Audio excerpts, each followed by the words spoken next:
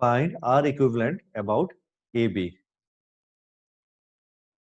Find R equivalent about AB.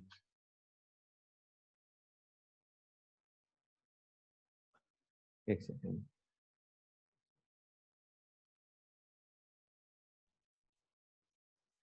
इस question में हमारा जैसे हम लास्ट क्लास में किए थे उसी तरह से अगर यहाँ देखेंगे, है ना, तो देखो एक फिक्स है कि हमको यहाँ पर ना तो कोई डायरेक्टली सीरीज ना तो कोई डायरेक्टली पैरेलल दिख रहा है। यहाँ पे कोई डायरेक्ट सीरीज पैरेलल तो है नहीं, यानी कि क्या करें, है ना, कुछ ना कुछ हमको वही जुगाड़ बिठाना है अपना कंसेप्ट का, है ना। और वो ये था कि अगर किसी पॉइंट पे अगर पोटेंशियल सेम है, क्योंकि ऐसे सिमेट्रिक सर्किट्स में ऐसे हमको पॉइंट्स मिल ही जाते हैं जिन पे क्या रहता है, पोटेंशियल सेम रहता है।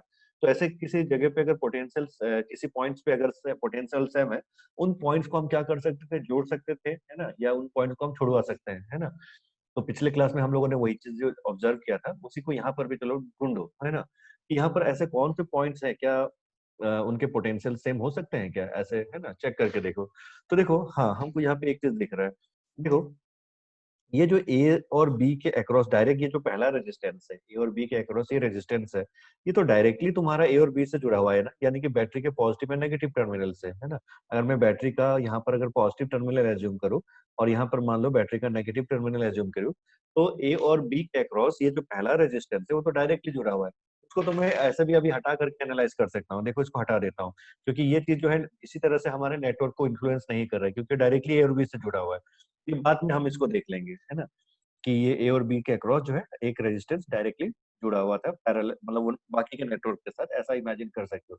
अब देखो तो जरा सर्किट को, है ना, देखो ये सर्किट भी उस कल जैसे लास्ट क्लास में हम लोगों ने देखा था उसी टाइप के आइडिया से, कि अगर यहाँ से एक रेजिस्टेंस आर है ना, तो यहाँ से भी एक रेजिस्टेंस आर, है ना, और उसके बाद पीछे भी क्या है, तुम्हारा सिमेट्रिक है ना। तो सिमेट्रिकल कंसेप्ट से हम लोग ये नहीं बोल सकते हैं कि ये जो दो पॉइंट्स है, यहाँ पर ध्यान देना, है ना, यहाँ जो दो पॉइंट है, इन दोनों पॉइंट का पोटेंशियल सेम होना चाहिए, है ना। देखो, ये सिमेट्रिक ऊपर वाला ये चार रेजिस्टेंस अगर देखोगे, ये बिल्कुल सिमेट्रिक डिस्ट्रीब्यूशन है इनका, है ना। ये एक और उसके फिर ये नीचे, यहाँ से भी नीचे, फिर ये फैल गया इधर और ये आके यहाँ पे जुड़ गया, है ना, मतलब ये इस तरह सिमेट्रिक डिस्ट्रीब्यूशन है। तो तुम थोड़ी देर के लिए अगर ये पूरा नीचे वाले पार्ट को ही अगर गायब करके देख लो, है ना, तो देखो तो ये तो वो चार रेजिस्टेंस वाला कंसेप्ट हो गया। वो चार रेजिस्टेंस जो हम लोग पहले भी देख चुके हैं, कि ऐसे चार रेजिस्टेंस के केस में, है ना, इस फिगर को थ्री डायमेंशन फिगर को टू डायमेंशन में प्लॉट करो, तो ये ऊपर की तरफ दो रेजिस्टेंस हो जाएगा, नीचे की तरफ दो रेजिस्टेंस। तो ऐसा सिचुएशन में तुम्हारा ये जो बीच वाले जो पॉइंट्स होते थे, इनका पोटेंशियल क्या होता था, सेम होता था, है ना। तो फिर वही कंसेप्ट यहाँ पर भी हम अगर अप्लाई करते हैं, तो देखो ये जो दोनों पॉइंट्स है ना, इनका पोटेंशियल क्या हो जाएगा, सेम हो जाएगा। तो मार्क कर देते हैं इनको, चलो, है ना, इनको कुछ नाम से मार्क कर देते हैं, एक्स एक्स मार्क कर देते हैं। इन दोनों का पोटेंशियल सेम है, ठीक।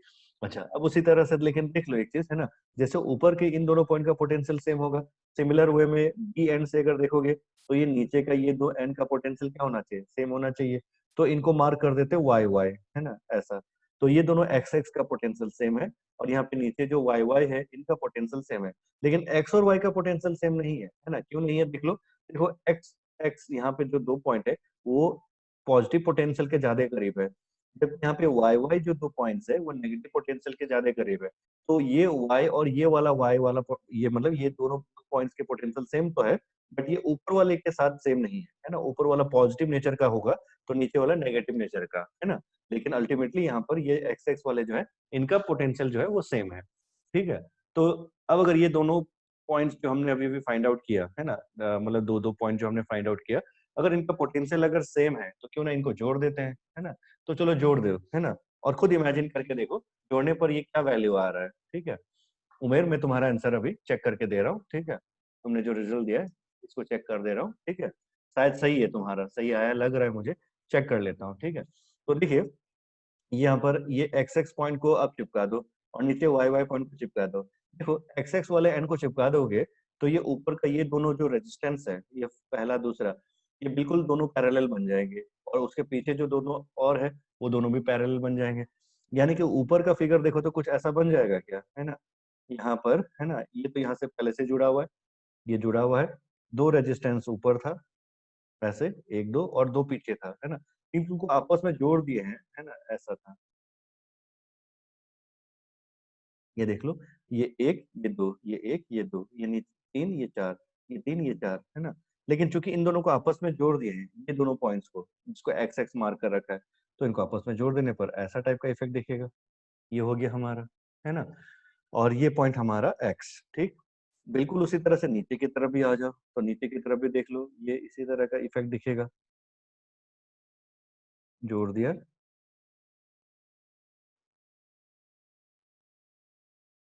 ये हो गया हमारा। और नीचे वाला कॉमन पॉइंट जो थे ये वाई, है ना। और दोनों का पोटेंशियल यहाँ यहाँ सेम नहीं होगा, क्यों नहीं होगा, है ना, क्योंकि एक पॉजिटिव एंड के करीब है और दूसरा नेगेटिव एंड के करीब है ना। ये फिगर समझना, ठीक है। देखो यहाँ पर अगर एक रेजिस्टेंस पोटेंशियल ड्रॉप करता है ना, और यह भी एक, मतलब ये दोनों मिलकर पोटेंशियल ड्रॉप करते हैं, तो यहाँ पे जो भी पोटेंशियल होगा वो हायर रहेगा बिकॉज पॉजिटिव है। और यहाँ ये नेगेटिव वाले के कारण यहाँ पे लोअर रहेगा, इसके रेस्पेक्ट में यहाँ लोअर रहेगा। अच्छा, अब इसके बाद फिर से फिगर में देखो, है ना। फिगर में अगर देख रहे हो तो देखो, ये जो दो पॉइंट्स है हमारे, है ना, ये कौन से पॉइंट थे, वो एक्स एक्स को जोड़ने के बाद और वाई वाई को जोड़ने के बाद। तो उसके बाद तुम्हारा ये जो दो वर्टिकल रेजिस्टेंस थे, ये दोनों खड़े खड़े जो रेजिस्टेंस है, एक्स और वाई के बीच में और एक्स और वाई के बीच में, तो फिर उनको भी जोड़ दो, है ना। एक्स और वाई के बीच में एक ठो और एक्स और वाई के बीच में और एक ठो, यानी कि टोटल दो ठो एक्स और वाई के बीच में आ गया। इस तरह से एक्स और वाई के बीच में टोटल दो ठो आ गया ये, है ना। और उसके बाद सबसे लास्ट वाला देख लो, ये पॉइंट और ये पॉइंट के बीच में, ये पॉइंट और ये पॉइंट कौन से थे, ये वाला पॉइंट, ये पॉइंट था, नीचे वाला पॉइंट, ये वाला पॉइंट था। तो उस बीच में कितना रेजिस्टेंस है, एक रेजिस्टेंस है। ये हो गया, है ना। और देखो सबसे पहले वाला जो मैंने कहा था डायरेक्टली बैटरी के पॉजिटिव नेगेटिव से जुड़ा हुआ, ये वाला, है ना, वो वाला यहाँ लगा दो वापस, है ना। ये वाला यहाँ पे लगा दिया। बताओ तुम्हारा, है ना। ये जो सर्किट है, जो थोड़ी देर पहले थ्री डायमेंशन हुए हैं, अगर देखोगे तो एक क्यूब टाइप का जो इफेक्ट हमको दिखा रहा था, वो तो एक सिंपल सा सीरीज पैरेलल का इफेक्ट हमको अब दिख रहा है ना। एक सीरीज पैरेलल का इफेक्ट हमको मिल रहा है, जिसमें अगर आप देखोगे ये नेटवर्क जो है तुम्हारा, है ना, जिसमें ये दो ठो पैरेलल, है ना, मतलब ये डबल डबल वाला जो दिख रहा है, वो सारे पैरेलल हो जा रहे हैं। क्या ये आइडिया सबको क्लियर हुआ, है ना। अगर किसी को कंफ्यूजन है तो पूछ सकता है ना, या हाथ रेज कर दो। तो 1 सेकंड में बता दे रहा हूँ, देख लो। पहला आइडिया ये था कि इन दोनों पॉइंट का पोटेंशियल जो है ये इक्वल होना है, ये तुमको समझ में आना चाहिए था, बिकॉज सिमेट्री है हमारा, है ना। ये एक आर जितना ड्रॉप करेगा, ये बाजू वाला आर भी उतना ही पोटेंशियल ड्रॉप करेगा, है ना। तो अल्टीमेटली अगर मान लो ये 12 वोल्ट का बैटरी है, ये पोजीशन अगर 12 वोल्ट का था, और ये दोनों आर, है ना, सिमिलर है, तो अगर ये 1 वोल्ट ड्रॉप करेगा, तो यहाँ पे 11 वोल्ट, यहाँ पर भी कितना होगा, 11 वोल्ट। अब मैं ऐसा कैसे कह सकता हूँ, क्योंकि देखो पीछे भी सिमेट्री है तुम्हारा, है ना। पीछे दोनों रेजिस्टेंस भी क्या है, आर आर है। तो इसी कारण से हमारा जो है यहाँ पर जो एक्स एक्स का पोटेंशियल था वो सेम था। सिमिलर वे में नीचे की तरफ भी अगर देखोगे, अगर यहाँ पे नेगेटिव पोटेंशियल को अगर जीरो बोलते हो, है ना, तो ये दोनों जो है इक्वल इक्वल ड्रॉप करना चाहिए। यानी कि अगर मान लो यहाँ पर तुम्हारा, अगर सपोज कर लो, अगर यहाँ पे 7 वोल्ट है, तो यहाँ भी 7 वोल्ट होना चाहिए। तभी 7 वोल्ट और 7 वोल्ट में से अगर ये दोनों मिल करके अगर कुछ घटाता है ना, इक्वल इक्वल घटाएगा, तो यहाँ पर फिर से वही नेगेटिव वैल्यू या जीरो वैल्यू जो भी आएगा, है ना। तो इसलिए नीचे की तरफ का जो पोटेंशियल है वाई वाई, और ऊपर की तरफ जो पोटेंशियल था एक्स एक्स, वो मैंने इस तरह से फिगर में जैसे यहाँ पर दिखा दिया, रिप्रेजेंट किया है। तो अब देख लो, अब इसका सिंप्लीफाइड थोड़ा सा, है ना, जो आसान रहेगा वो ये है कि इन दोनों को मिला, इन दोनों को मतलब दो दो वाले जो है, इनको सिंगल में कन्वर्ट कर लो। एक, दो, है ना, यहाँ नीचे तीन, है ना, और फिर ये चार हो गए। एक, दो, तीन, चार, और इधर भी एक, है ना, एक, है ना, और इधर भी बाजू में एक, है ना। ये हो गए इस तरह से, है ना। तो देख लो यहाँ पर, है ना, ये सारे बन गए, ये एक, दो, तीन, चार, पांच, एक, दो, तीन, चार, पांच, और सामने की तरफ एक, सामने की तरफ एक, इस तरह से, ठीक है। तो अब मुझे एक चीज बताओ, है ना, ये और ये मिला करके, मतलब ये दो दो मिला करके कितना हो जाएगा, ये आर और आर क्या था, पैरेलल कॉम्बिनेशन। तो इफेक्टिव कितना हो जाएगा, R/2। ये वाला भी वही है, तो R/2, R/2, R/2, है ना। तो R/2, R/2, R/2, R/2, और ये वाला, अच्छा ये वाला फिर से बीच वाला, ये भी R/2, और ये साइड वाला लेकिन क्या था, ये अकेला अकेला था, आर आर। ये हो गया। अब देख लो, है ना, अब यहाँ से कंफ्यूज मत होना फिर, है ना, कि यहाँ पे सीरीज कौन है, पैरेलल कौन है। गलती से ऐसा मत बोल देना कि ये दोनों पैरेलल है। यहाँ देख लो, ये आइडिया आपको समझ में आना चाहिए, यहाँ बैटरी का पॉजिटिव जुड़ा हुआ है, यहाँ नेगेटिव जुड़ा हुआ है। तो करंट का फ्लो कैसे होगा, करंट ऐसा जाएगा, बैटरी का पॉजिटिव टर्मिनल से अगर जाएगा, तो यहाँ से एक बार इधर डिस्ट्रीब्यूट होगा, फिर यहाँ से ऐसा गया, फिर इधर डिस्ट्रीब्यूट होगा, फिर यहाँ से ऐसा जाएगा, है ना? और ये बिल्कुल आपका पानी के पाइप का कंसेप्ट से अगर आप देखोगे, पानी अगर यहाँ से अंदर जाएगा, तो यहाँ से घुसेगा पहले, फिर यहाँ से घुसेगा, फिर यहाँ से घुसेगा, फिर उसके बाद ये यहाँ से जो गया था, वो अगर किसके साथ एड अप होगा, फिर यहाँ से जो निकल रहा था, वो वाला इसके साथ आकर एड अप होगा और फिर नेगेटिव एंड पे, है ना? ये इफेक्ट जो होता है बिल्कुल वाटर फ्लो के जो कंसेप्ट है उसके साथ सिमिलर है। तो करंट का भी वही है यहाँ पे, है ना? करंट ऐसा जाएगा, कुछ इधर डिस्ट्रीब्यूट हो जाएगा, फिर ऊपर कुछ जाएगा, तो वो फिर थोड़ा इधर इस जंक्शन में डिस्ट्रीब्यूट हो जाएगा, जंक्शन से इधर, और फिर ऊपर जाएगा, और फिर ये जाकर के ऐसा अडॉप्ट हो जाएगा। और तब आप तो देख ही पा रहे होगे कि ये तीनों रेजिस्टेंस है ना, ये वाला और ये वाला, ये क्या कॉम्बिनेशन दिखा रहा है? तो ये हो रहा है हमारा सीरीज कॉम्बिनेशन। तो अगर ये सीरीज कॉम्बिनेशन है, तो ये आर, है ना, ये R/2 प्लस R/2 आर हो गया, और ये आर मतलब ये दोनों मिला करके R plus this R equal to R, और उस 2r के साथ ये R/2 का कॉम्बिनेशन दिखाएगा, तो उसके साथ ये पैरेलल, है ना? तो चलो मैं डायरेक्टली एक-एक के बारे में करते जाऊंगा, ठीक है? तो देखो ये तीनों तो साफ दिख रहा है ना, सीरीज है, तो ये दोनों जो साफ सीरीज में दिख रहा है उनको एक साथ ग्रुपिंग कर देता हूँ, ये वैल्यू ग्रुपिंग कर देता हूँ, और ये वैल्यू हो जाएगा हमारा कितना, ट्वाइस आर, है ना? R/2 plus R/2 R, R plus R twice R, है ना? तो ये पोर्शन ट्वाइस आर हो गया, और इस ट्वाइस आर के साथ ये R/2 क्या कॉम्बिनेशन बना रहा है, पैरेलल बना रहा है, तो उसका इफेक्टिव पहले निकाल देते हैं, है ना? तो उसका इफेक्टिव को चलो मैं रफ वर्क में कैलकुलेट या फिर इस साइड कैलकुलेट कर लेता हूँ, उसको R डैश बोल देता हूँ, है ना? तो ये हो जाएगा तुम्हारा R dash is equal to, है ना, या 1/r डैश करके निकाल लेता हूँ, बेस्ट है। 1/r dash is equal to, यहाँ से ये तो 2r था, तो 1/2r, और ये r/2, है ना, सो प्लस r/2, ये वैल्यू हमारा r/2, और एलसीएम अगर आप इसका निकालोगे, तो एलसीएम हो रहा है कितना, 2r, और यहाँ पे 1 प्लस, और अगर यहाँ पे r है तो एलसीएम r हो गया, तो फिर हमारा यहाँ 2 था तो 2 2 जा, ये आ गया, है ना? तो 1/r डैश की वैल्यू हमको मिल रही है ये, एंड हेंस हमारा या व्हिच इम्प्लाइज r डैश की वैल्यू कितना आ जाएगा, सो 2r/5, 2r/5 ये आ गया, और r डैश कौन सी वैल्यू है, तो वो ये पार्ट और ये पार्ट का पैरेलल कॉम्बिनेशन, है ना? ये पार्ट और ये पार्ट का पैरेलल कॉम्बिनेशन, सो 2r/5 आ गया, और 2r/5 जो है इन दोनों का पैरेलल कॉम्बिनेशन से जो बना, है ना, उसके साथ ये दोनों क्या है फिर सीरीज कॉम्बिनेशन में, तो उसका फिगर भी रिड्यूस करके दिखा दे रहा हूँ, है ना? तो ये 1, ये 2, और यहाँ पे एक 3, और एक ये 4। देखो फाइनल फिगर कुछ इस तरह से दिखेगा, जिसमें इस फिगर के बाद ये वाला, ये r, ये वाला, ये r/2, तो ये r/2 और ये r/2, और ये दोनों मिला करके 2r/5, 2r/5, है ना? अब बताओ, अब तो आसान दिख रहा है। अब बताओ इन सब का इफेक्टिव कितना आ जाएगा? ये पूरा का जो सीरीज वाला वैल्यू, उसको तो हम डायरेक्टली ऐड करते हैं, तो इसलिए डायरेक्टली इसको ऐसे निकाल दे रहे हैं, है ना? तो सीरीज वाला वैल्यू जो है डायरेक्टली हम ऐड करके निकाल दे रहे हैं। देखो r/2 ये r/2 प्लस r/2 कितना हो गया, r, है ना? और r के साथ 2r/5, यानी कि ये बन जाएगा तुम्हारा 7r/5, तो 7r/5 यहाँ की वैल्यू आ गई, है ना? यहाँ जैसे 2r था, यहाँ पर ये 7r/5, 7r/5 के साथ ये r क्या कॉम्बिनेशन दिखा रहा है, पैरेलल दिखा रहा है। चलो फाइनल वही एक ही साथ कर देते हैं, 1/r equivalent is equal to, है ना, ये पार्ट 7r/5, 7r/5 प्लस हमारा ये वाला 1/r, है ना?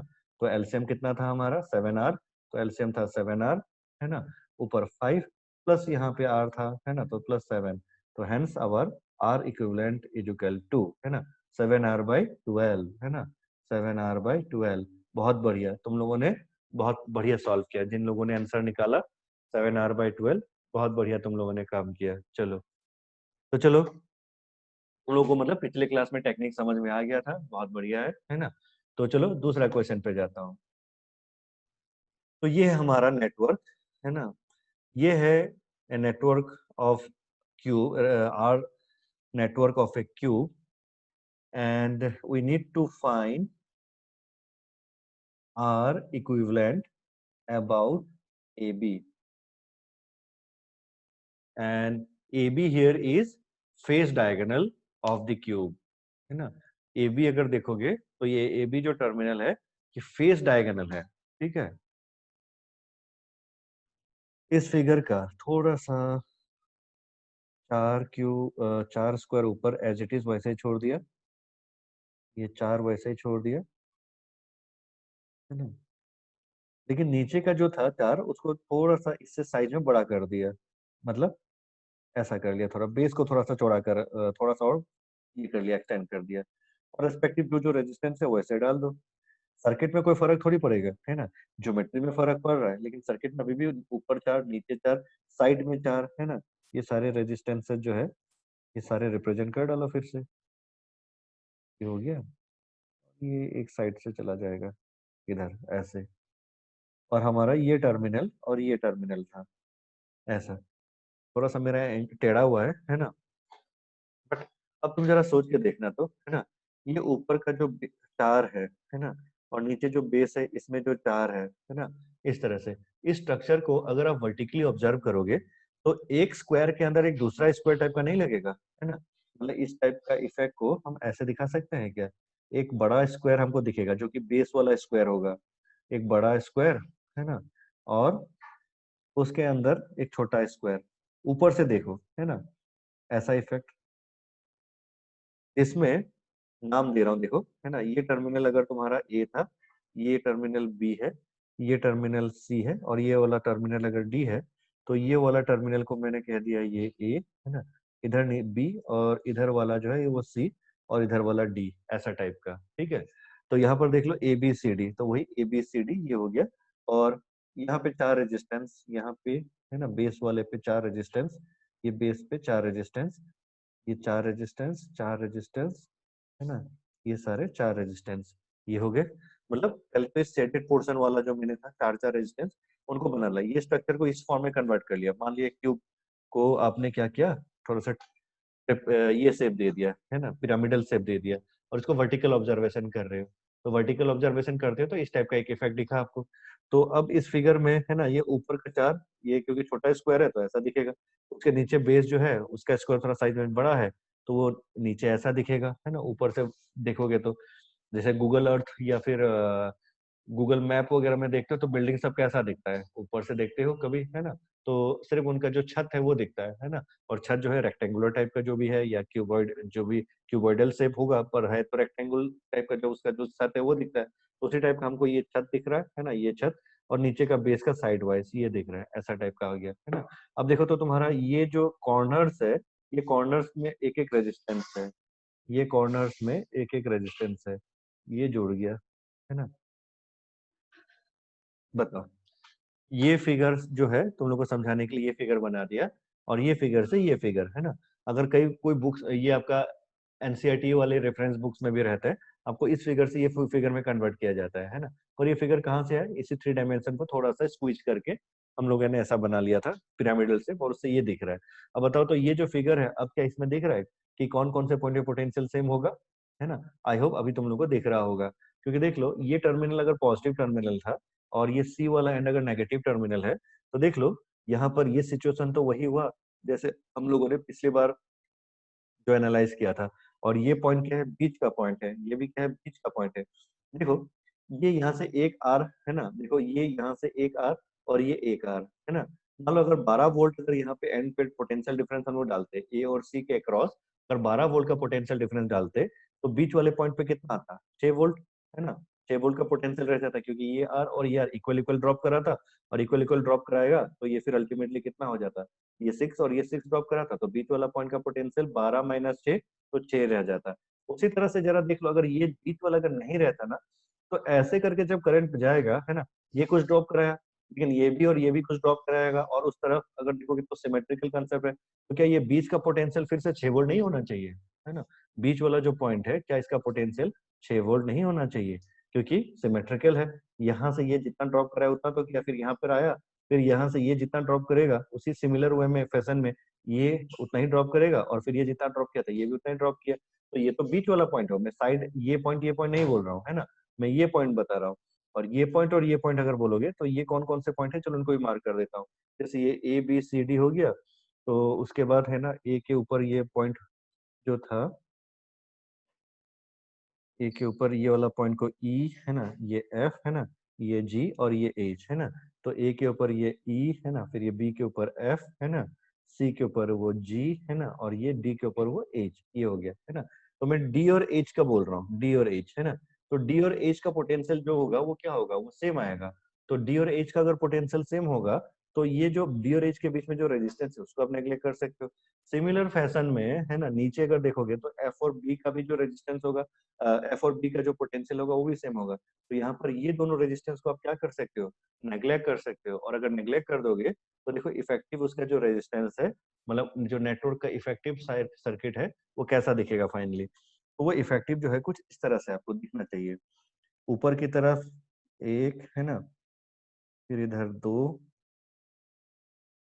फिर इधर तीन, और एक ये चार, है ना। एक दो तीन चार, ये हो गया हमारा ये चार।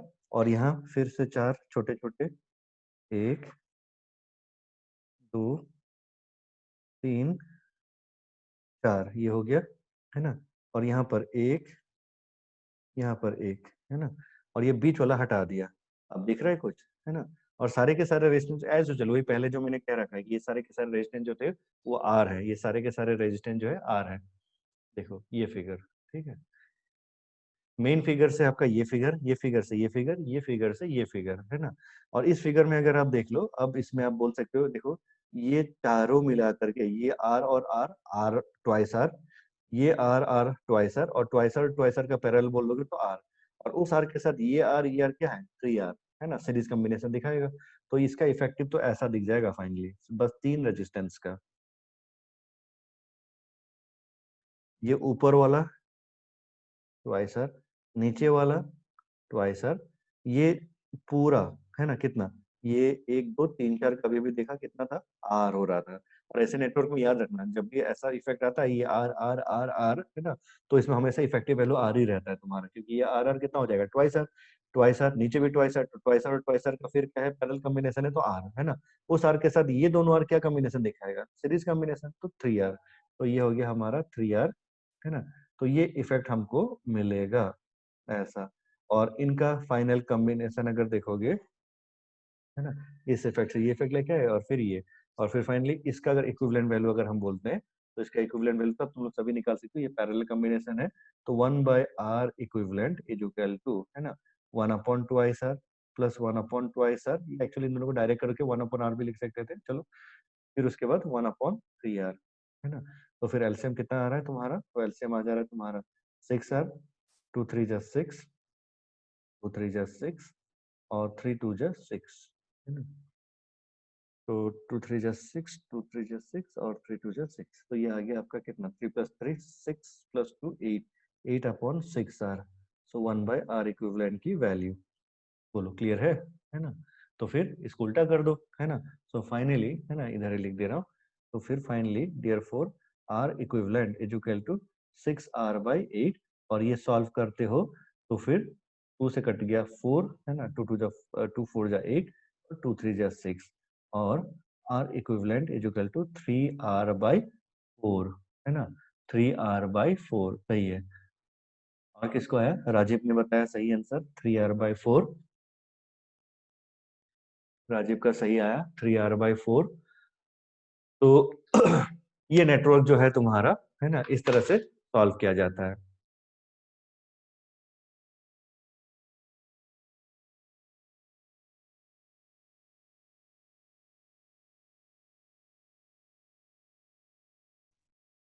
Calculate the capacitance of a capacitor filled with two dielectric of same dimension but of dielectric constants K1 and K2 respectively। ये आपका सवाल है। चलिए सॉल्व कीजिए। 2 मिनट का टाइम दे रहा हूँ, ठीक है, दोनों सॉल्व कर दो एक साथ। मुझे लग रहा है तुम लोग को निकल जाएगा ये, फिर भी एक मेरे अपने कॉन्फिडेंस के लिए कि तुम लोग को आ रहा है चीजें, तुम लोग एक बार इसको सॉल्व कर दो। देख लीजिए, ये इसका सॉल्यूशन का पार्ट है ना। इस तरह से अगर हमारा ये 3D फिगर मैंने बनाया, तो इसमें यहाँ पर अगर K1 है, ये K2 है, तो यहाँ पर ये हो जाएगा हमारा K1 और ये K2, और इसका सर्किट डायग्राम। तो अगर ये नेटवर्क को अगर आप देखोगे, तो इस नेटवर्क में, है ना, पहले तो ये जो C1 है और ये C2 जो बनेगा, उनकी वैल्यूज को रिप्रेजेंट कर दो। C1 कितना आ जाएगा, इप्सिलॉन नॉट, है ना। एरिया क्या हो चुका है, एरिया तो आधा हो गया, देखो एरिया आधा आधा हो चुका है, ये पोर्शन का एरिया आधा है, ये आधा है, और बाकी वाला पोर्शन आधा है ना। तो एरिया आधा आधा हो चुका है, तो इसलिए इप्सिलॉन नॉट आधा एरिया, यानी कि a by two epsilon not a by, width तो अभी भी सेम ही है, विड्थ तो चेंज होगा नहीं, विड्थ d था तुम्हारा। तो d यानी कि ये वैल्यू कितना आ गया, epsilon not area upon 2d। बिल्कुल उसी तरह से सिमिलरली C2 का भी है, तो C2 का भी वैल्यू वही आ गया epsilon not area upon 2d। But ये क्या कॉम्बिनेशन दिखाएगा, है ना? तो देखो ये तो पैरेलल कॉम्बिनेशन दिखाएगा ना, क्योंकि दोनों का पोटेंशियल सेम है, पोटेंशियल डिफरेंस सेम है, क्योंकि ये प्लेट अलग थोड़ी है, तो सेमी प्लेट है जिसको मैंने वर्चुअली इस तरह से सेपरेट किया था, है ना? या सर्किट डायग्राम में इसको सेपरेट किया था, दोनों का पोटेंशियल डिफरेंस तो सेम ही रहेगा। यानी कि दोनों क्या कॉम्बिनेशन बताओगे? Parallel combination. तो दैट्स व्हाई इन दोनों का पैरेलल कॉम्बिनेशन के लिए C इक्विवेलेंट हो गया C1 प्लस C2। और C1 प्लस C2 अगर करोगे तो ये वैल्यू कितना आ जाएगा? देखो, epsilon not A by 2d plus epsilon not A by 2d। अच्छा रुको एक सेकंड, डाइलेक्ट्रिक बचा हुआ है ना? अच्छा ये तो वैक्यूम वाला वैल्यू था, उसके बाद इस फर्स्ट वाले में क्या था? डाइलेक्ट्रिक कांस्टेंट K1 पूरा भरा हुआ है, तो K1 टाइम्स हो जाता था, याद करो, है ना? और यहाँ पर K2 टाइम्स हो जाता था। तो C1 की value epsilon A K1 upon 2d और C2 की value epsilon A K2 upon 2d। तो फिर दोनों वैल्यूज का डायरेक्ट अगर अलजेब्रिक सम कर दे तो epsilon A by 2d, epsilon A by 2d ये कांस्टेंट आ गया, क्या रह जाएगा? K1 plus K2, K1 plus K2। So this is your final answer. ठीक। अच्छा, उसके बाद दूसरा वाला उसी तरह से अगर देखोगे, यानी कि मतलब ये इफेक्ट भी वो पैरेलल कॉम्बिनेशन को शो करता है ना?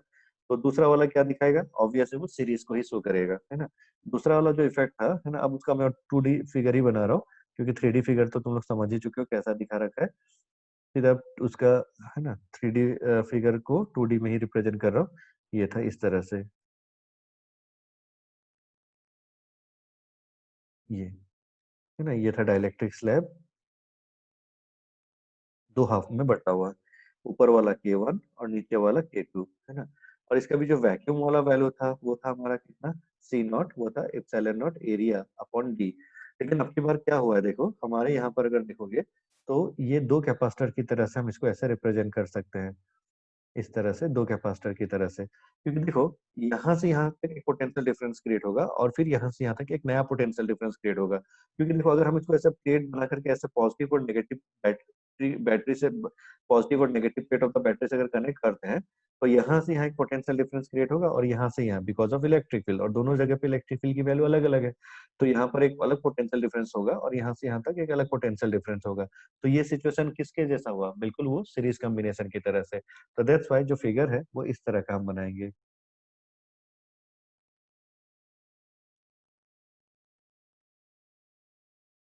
ये डाइलेक्ट्रिक कांस्टेंट K1, ये डाइलेक्ट्रिक कांस्टेंट K2, ये हो गया इसका इफेक्टिव, है ना?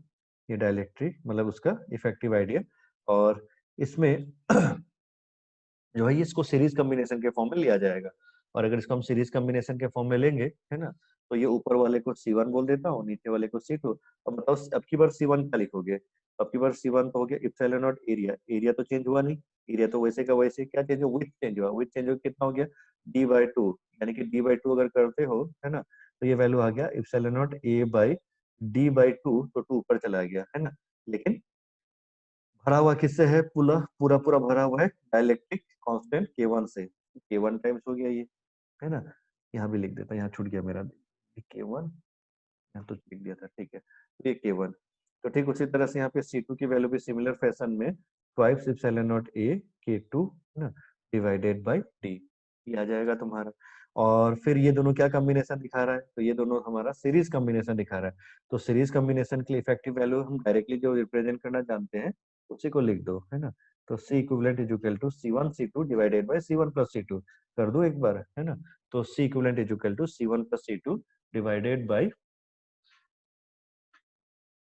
Equivalent is equal to C1 C2 divided by C1 plus C2। तो ये वैल्यू ऊपर आ जाएगा तुम्हारा ट्वाइस ऑफ, है ना, epsilon not A K1 by D, है ना, into twice of epsilon not A K2 by D, है ना, twice epsilon not A by D, है ना, ये एक का K1 एक का K2, और दोनों का एडिशन वाला फॉर्म, है ना, यानी कि twice epsilon not A K1 by D plus हमारा twice epsilon not A K2 by D, ये आ गया। आई होप ये चीज आप लोग आगे सॉल्व कर सकते हो। और आगे अगर सॉल्व करोगे, यहीं पे कर दे रहा हूँ, तो देखो यहाँ पे न्यू डिनोमिनेटर से twice epsilon A by D एक टर्म, है ना, और न्यूमरेटर का twice epsilon A by D cancel हो जाएगा, है ना, और न्यूमरेटर में जो बचेगा वो ये टर्म बच रहा है। एक twice epsilon A by D cut cancel हो चुका है, तो बचा हमारा twice epsilon not A by D, एक बच गया, और इसका K1 into K2, K1 into K2 ऐसा बच जाएगा, है ना। और नीचे की तरफ ये twice epsilon A by D और twice epsilon A by D तो कॉमन ले चुके थे, तो फिर वो कट गया था न्यूमरेटर वाले के साथ, तो बचा नीचे कितना, सिर्फ हमारा K1 प्लस K2 ये है। इसको चाहे तो एक स्टेप और आप रीअरेंज करके लिख सकते हो, है ना, बट यही आपका फाइनल आंसर है, twice epsilon A upon D K1 K2 divided by K1 plus K2, है ना। आई होप ये रिजल्ट तुम लोग के सबको सही आया होगा, है ना, इसमें डिफिकल्टी बिल्कुल भी कुछ भी नहीं था, है ना। तो अगर ये समझ में, तो आपके सामने ये एक नया फिगर है ना, जिसमें देख लीजिए इसकी जो वैक्यूम वाली वैल्यूज थी वो बता दे रहा हूँ, सी नॉट मतलब वैक्यूम, और जब ये वैक्यूम कैपेसिटर कंसीडर करेंगे तो इसकी values epsilon not a upon D, मतलब विड्थ कितना है, डी है, एरिया ऑफ क्रॉस सेक्शन यहाँ पे कितना होगा, ए होगा, है ना। तो ये गिवन है एक तरह से, ठीक है। अब सवाल ये है, वैक्यूम वाले वैल्यू का कैपेसिटेंस अगर एप्सिलॉन ए बाई डी था, है ना, मतलब बिना डाइलेक्ट्रिक के, अब इस तरह का डाइलेक्ट्रिक डाल दिया K1 K2 K3, है ना। तो सवाल है आपसे, find the equivalent of the system, equivalent capacitance of the system, कि इस नेटवर्क का जो इफेक्टिव है, अगर किसी ने गलती से ऐसा बनाया है एक, और फिर ऊपर जाकर के दो ठो इस तरह से,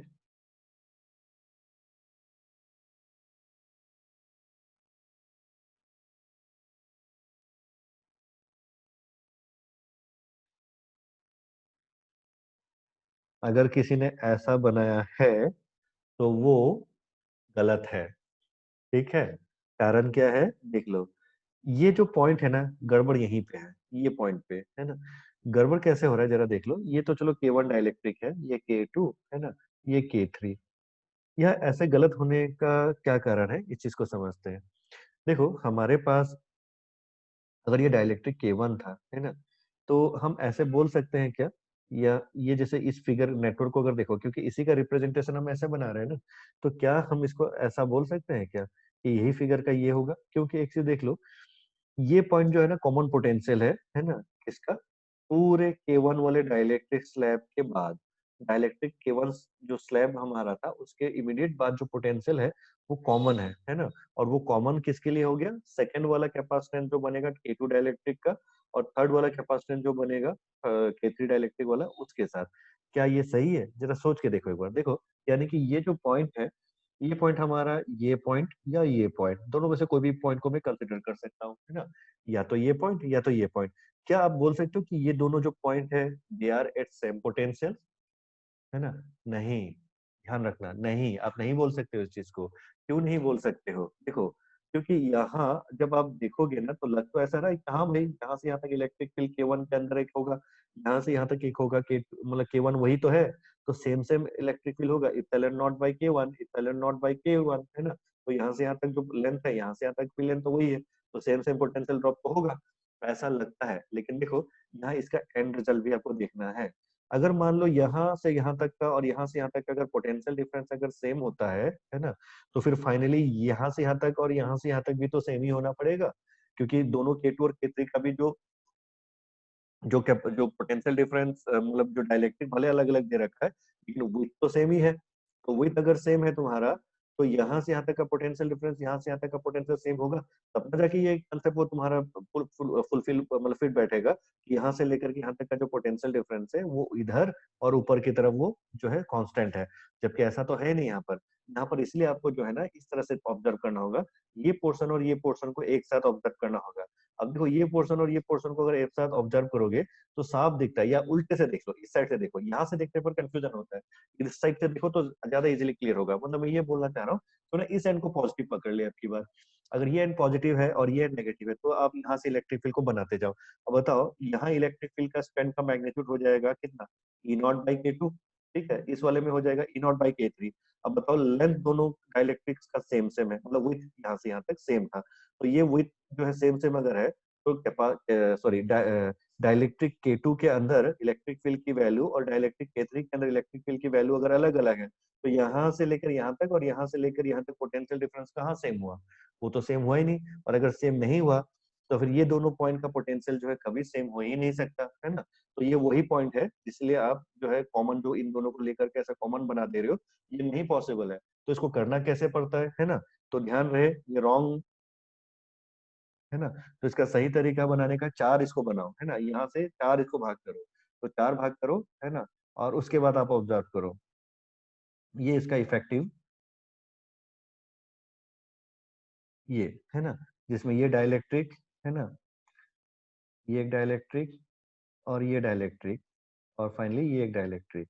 और इसमें ऑब्जर्व कैसे करना है? तो इसमें ऑब्जर्वेशन इस तरह से करना है, देखो पीछे वाला दोनों तो ये एज इट इज है, K2 एंड K3 है ना, ये ठीक वैसे ही है। लेकिन जो फर्स्ट वाला जो डायलेक्ट्रिक जिसको ऐसे ऐसे डिवाइडेड फॉर्मेट में नहीं दिया पर उसको भी आपको डिवाइड करके ही रिप्रेजेंट करना है। यहाँ K1 और यहाँ पे ये K1 है ना। अब देख लो ये K2 जो है इसके अक्रॉस जितना पोटेंशियल डिफरेंस रखेगा है ना, K3 अपने अक्रॉस एक डिफरेंट पोटेंशियल डिफरेंस रखेगा है ना। तो अल्टीमेटली ये जो दोनों पॉइंट्स हुए यहाँ पर, इन दोनों पॉइंट का पोटेंशियल कभी भी सेम नहीं होगा। तो ये कंसेप्ट तुम्हारा इसके साथ अब फिट बैठता है ना। तो this is the correct figure है ना। तो दैट्स वाई है ना, ये हमारा करेक्ट फिगर है, करेक्ट फिगर ठीक है। तो ये अगर बन गया अब तो आप लोग को ये सॉल्व करना आता है ना। 4 कैपेसिटेंस मतलब तीन ही कैपेसिटेंस बनेगा, एक ये इसका वही वैल्यू आएगा है ना। बट इसको आप कैसे इमेजिन कर सकते हो, मान लो ये C1 अगर है तो इसको भी C1 बोल देते हैं, और ये बाकी C2 और ये तुम्हारा C2, क्योंकि C1 जो है ना, इनकी मैग्नीट्यूड तो सेम ही आएगी है ना। तो चलो इसको रिप्रेजेंट फाइनली अगर करेंगे तो किस तरह से लिखोगे, तो C1 की वैल्यू सिर्फ वैल्यूज पहले रिप्रेजेंट कर देता हूँ। C1 हो जाएगा कितना तुम्हारा इप्सिलॉन नॉट है ना, एरिया आधा हो चुका है, विड्थ भी आधा हो चुका है, नहीं सॉरी, इप्सिलॉन नॉट एरिया आपका सेम है, विड्थ आधा हो चुका है। तो यहाँ पर हो जाएगा epsilon not A upon D by 2, और डाइलेक्ट्रिक कांस्टेंट कितना था K1, ठीक है। देख लो इप्सिलॉन नॉट एरिया में कोई चेंज नहीं हुआ था है ना C1 के लिए, लेकिन हाँ विड्थ आधा हो गया, तो विड्थ आधा हो गया तो D/2 ये हो गया है ना। तो अल्टीमेटली यहाँ पर इप्सिलॉन नॉट A/2 D/2, तो 2 ऊपर चला गया, तो ये वैक्यूम वाली वैल्यू थे और उसमें डाइलेक्ट्रिक पूरा K1 भरा हुआ था, तो इसलिए K1 टाइम्स ये हो गया। C1 ऊपर नीचे वही है ना। C2 की वैल्यू है ना, C2 की वैल्यू हो जाएगी उसी फॉर्मेट में तुम्हारा इप्सिलॉन नॉट, बट यहाँ पे एरिया आधा हो चुका है ना। ये ऊपर वाले का देखोगे तो एरिया आधा हो चुका है, तो A/2 हो चुका है, और नीचे जो उसका है ना इप्सिलॉन नॉट एरिया आधा हो चुका है और विड्थ भी आधा हो चुका है। तो बाई टू दोनों का कट जाएगा, तो जब ये एरिया आधा होता है विड्थ भी आधा हो जाता है, तो इफेक्टिव कैपेसिटेंस में कोई चेंज नहीं आता है। तो epsilon not area upon D वही रह गया, ठीक है। लेकिन न्यूमरेटर मतलब यहाँ पे K2 डाइलेक्ट्रिक से भरा हुआ है, तो इसलिए न्यूमरेटर में हमारा एक K2 टाइम्स आ जाएगा। ठीक उसी तरह से लास्टली हमारा जो था C3 है ना, तो C3 की वैल्यू हो जाएगा उसी प्रकार से epsilon not A upon D है ना। लेकिन चूंकि इसमें K3 भरा हुआ था फुल्ली, तो इसीलिए K3 टाइम्स ही आ गया आपका dielectric K1, K2 and K3 के रेस्पेक्टिव कैपेसिटेंसेस है ना। ये छोटे छोटे ब्लॉक्स के फॉर्म में। अब कौन कौन सा क्या कॉम्बिनेशन दिखा रहा है, तो एक को बोल दो तुम्हारा पहले तो ये C1 और C2 का पैरेलल, और एक C1 ये C3 है सॉरी, ठीक है हाँ, ये C1 C2 और ये C1 C3। तो पहले तो एक C1 C2 का सीरीज कॉम्बिनेशन और दूसरा C1 और C3 का सीरीज कॉम्बिनेशन, फिर उनका इफेक्टिव है ना। तो कैसे निकाला जाएगा, मैं यहाँ पे सॉल्व नहीं कर रहा हूँ आगे है ना, बस रिलेट करके इसको रख देते हैं, क्योंकि बाकी तुम लोग को पता है इसको क्या करना है। तो क्या करेंगे, पहले C1 और C2 का पैरेलल है, तो उसको 1 अपॉन C डैश बोल देते हैं, ठीक है। ये दोनों का तो 1 upon C dash equal to जो हो जाएगा, ये हो जाएगा कितना 1 upon C1 plus 1 upon C2, ठीक। और फिर 1 अपॉन C डबल डैश बोल देते हैं ये नीचे वाले के लिए, इसका कितना है 1 अपॉन C1 प्लस 1 अपॉन कितना, मेरा इंक खत्म हो रहा है लगता है, 1 अपॉन C3, ठीक। तो C डैश और C डबल डैश निकल गया, तो ये पूरे पार्ट का C डैश और ये पूरे पार्ट का C डबल डैश है ना, C डबल डैश। तो फिर इन दोनों से फिर क्या निकलेगा तुम्हारा, तो इन दोनों से फिर आएगा तुम्हारा C डैश और C डबल डैश का पैरेलल कॉम्बिनेशन, यानी कि C इक्विवेलेंट हो गया, C इक्विवेलेंट हो जाएगा अपना C dash plus C double dash है ना। C इक्विवेलेंट हो गया आपका C dash plus C double dash. बोलिए समझ में आया ये आइडिया राजीव है ना। ये तुम्हारे लिए इंपॉर्टेंट था, ठीक है, ये क्योंकि जेई का क्वेश्चन है। Yes sir. ठीक है, किसी को कंफ्यूजन है कि ऐसा क्यों हो रहा है ना, अगर कंफ्यूजन नहीं है तो फिर मैं आज का जो क्लास है आप लोग का यहीं पे फिर अपना फ्राइडे को मीट करेंगे। बोलिए, सबको क्लियर है? 1 सेकंड ध्यान से, है ना? नेटवर्क। और इस फिगर का ये फिगर रॉन्ग है, कोई बुक में अगर देख ले तो साफ एकदम, है ना?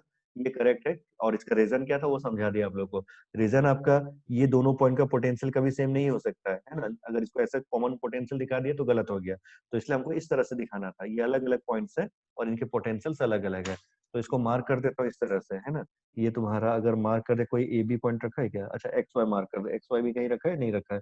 तो यहाँ पर अगर इसको x और इसको y अगर बोलते हैं तो ये दोनों x एंड y, है ना, गलत हुआ। लेकिन यहाँ पे ये x एंड y जो है ये अलग अलग है, ये सही है। तो चलिए फिर, कैपेसिटर हमारा खत्म है ना? तुम लोग जितना और क्वेश्चंस बना सकते हो बना दो, है ना? मैं अब सिलेक्ट करके तुम लोग को ना डीपीपीस के फॉर्म में ही आगे तुम लोग को सीधा दे दूंगा, ठीक है? और तुम लोग का अभी शायद स्कूल में किसी किसी का टेस्ट वगैरह भी चल रहा है तुम्हारा। तो नेक्स्ट क्लास में मैं भी सोच रहा हूँ कि एक डीपीपी तुम लोग को दे देता हूँ, ठीक है? जिन लोगों का भी तुम लोग का ये चल रहा है, तो एक डीपीपी तुम लोग को दे देता हूँ, तो डीपीपी तुम लोग बैठ के उसी समय मेरे सामने ही बनाओगे, ठीक है? चलो, आज के लिए हम लोग यहीं पे रखते हैं।